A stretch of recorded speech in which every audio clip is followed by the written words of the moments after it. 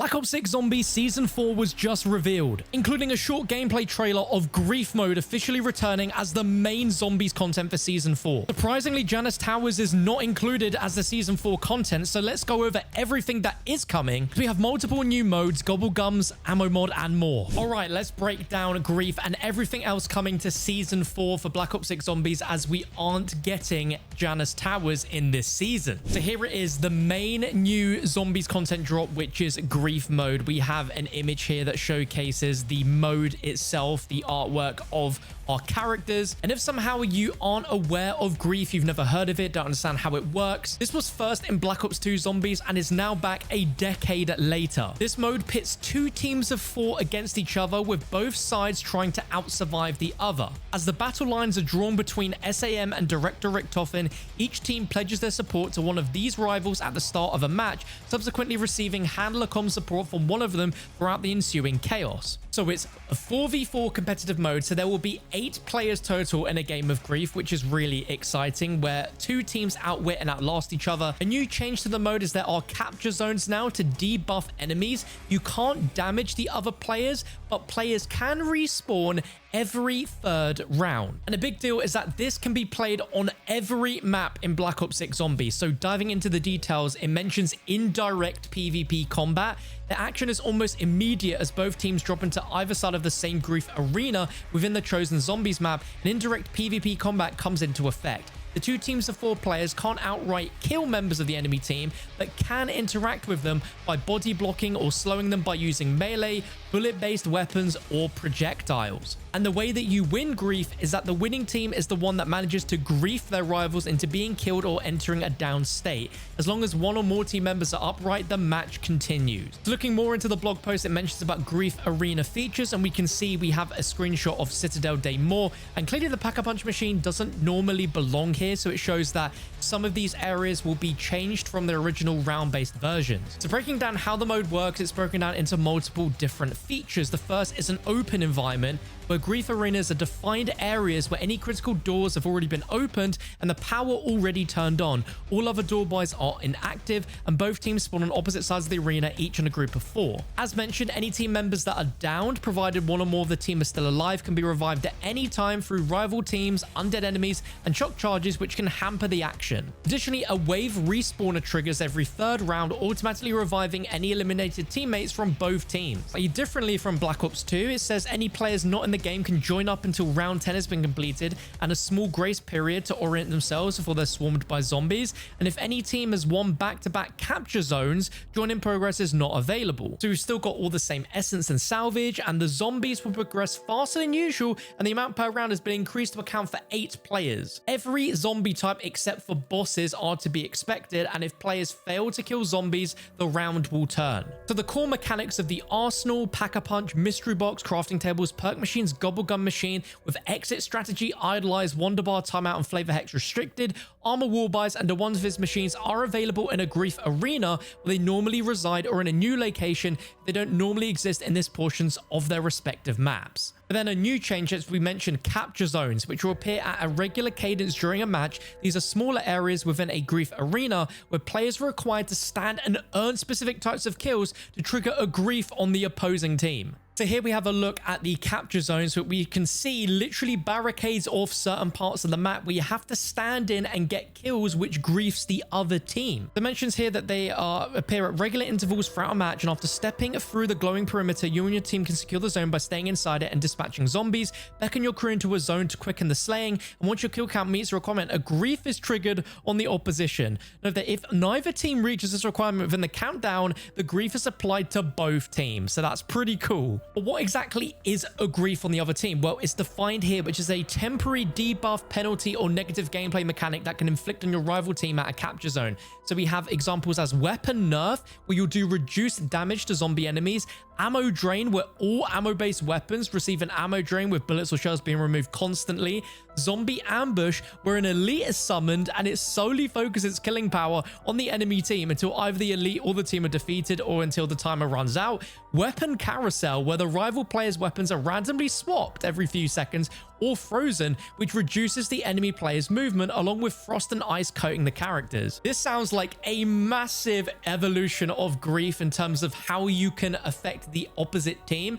I think this sounds really good so far. Griefs and capture zones introduce new score types, including a capture zone kill, a capture zone win, and a capture zone elite kill. Okay, so now we have all available Grief arenas with 11 arenas at the launch. So it really does break down all different sections of these maps. We can see that there are 2 arenas in Liberty Falls, 2 in Terminus, 1 in Citadel, 2 in the Tomb, and then 4 in Shattered Vale. So matches will feel quite different. It's not the entire map that's playable, and I think this is a really cool thing. But as cool as Grief is, of course, that's not going to be quite enough for us for Season 4, let alone up until Season 4 Reloaded. So there are new challenges and LTMs coming, which are separate to what we're seeing with Grief. The first one, and hallelujah, is finally we get new Dark Ops challenges. This was something which was supposed to come with Citadel Day More. It was actually in the blog post there were going to be new Dark Ops challenges.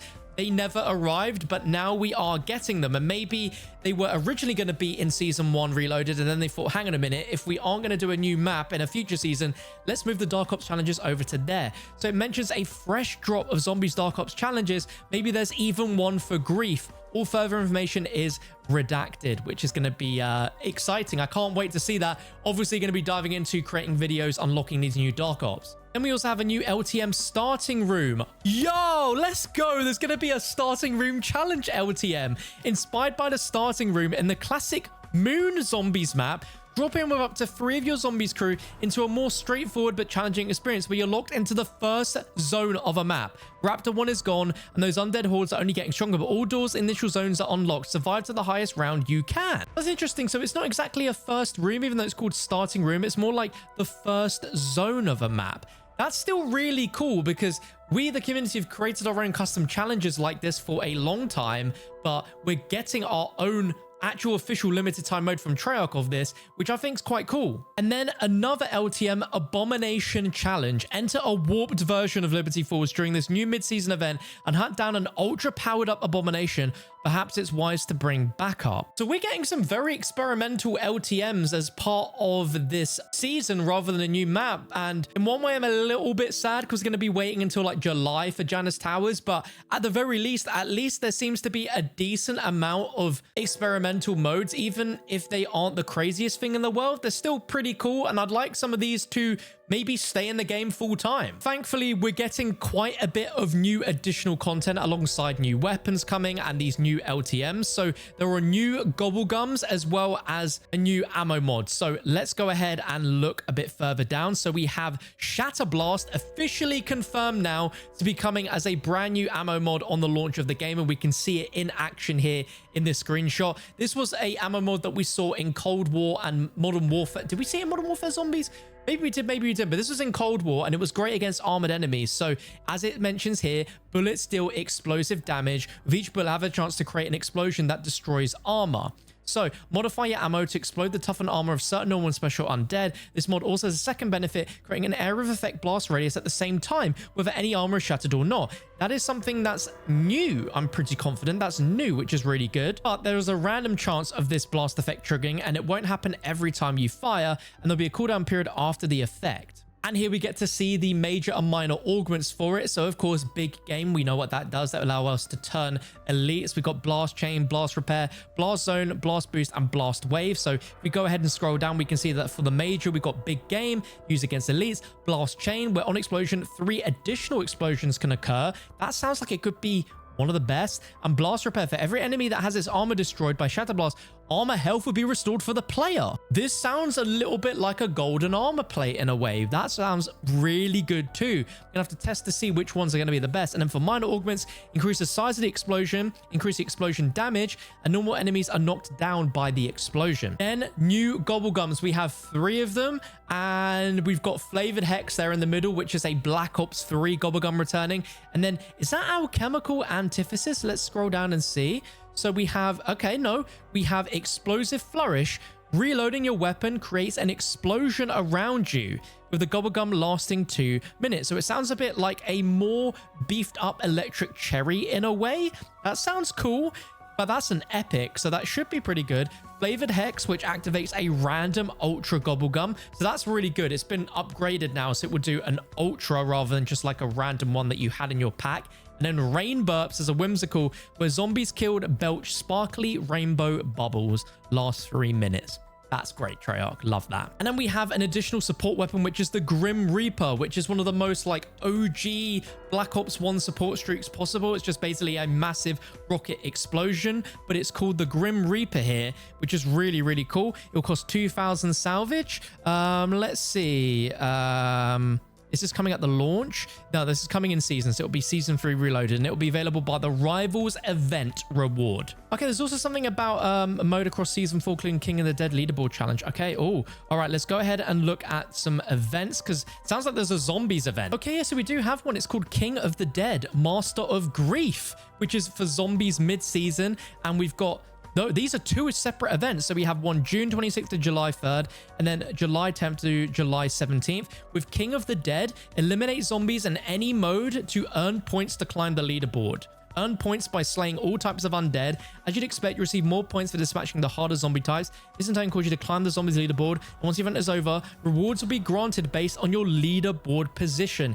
Everyone receives some kind of reward, but to obtain the really good stuff, it's time to perfect your special and elite zombie slaying. So basically, we're going to get rewarded for taking out loads of zombies through a certain amount of time, which is pretty cool. And then we have Master of Grief. Collect points in grief to earn points to climb leaderboard. So there's going to be basically like a clash of both, where one's for taking out zombies, another is for collecting points in grief, which is really interesting. And then quickly, since there is no new zombies map for this season, of course, weapons are going to play a massive role in the gameplay as well on our round-based maps. So we've got the LC-10 returning from Black Ops Cold War, which is an SMG that seems to be part of the battle pass, which is really good. If we scroll down, we have the FFAR, which I'm really excited for. This is going to be a monster in zombies. I can already see it, and this is going to be part of the battle pass as well. And then a really interesting one is the Essex Model 07, which was like one of the worst weapons in Black Ops 4 zombies somehow back. That's going to be controversial. I'm hoping it's going to have a redemption arc when we pack-a-punch it in Black Ops 6 Zombies. That's coming mid-season, so we'll be sure to test that out as well as all the other weapons. And then, lo and behold, another classic zombies weapon, the Olympia, is also coming to Black Ops 6, and it will be in Season 4 Reloaded. This is going to be really interesting. I hope it's good in zombies. It needs to be. It's a classic weapon. Are you Olympia or M14 gang? Let me know. But the rumors were true. This weapon is coming back. And then finally, one more weapon is a pickaxe melee weapon, which, I mean, it's a melee weapon. It might be really good in zombies. It might just be another melee weapon. We're just going to have to see. That wraps up an overview of all of the Black Ops 6 Zombies Season 4 content, with Grief returning and the confirmation of no DLC for Janus Towers map for this season. Let me know your thoughts about all of the content down below in the comment section. Be sure to drop this video a thumbs up and subscribe, because we're getting a dedicated Grief trailer tomorrow. The trailer that we have in this video is merely just a preview of a much bigger trailer for zombies, which is kind of exciting. I'd love to know your thoughts in the comments, and I'll catch you for another video soon.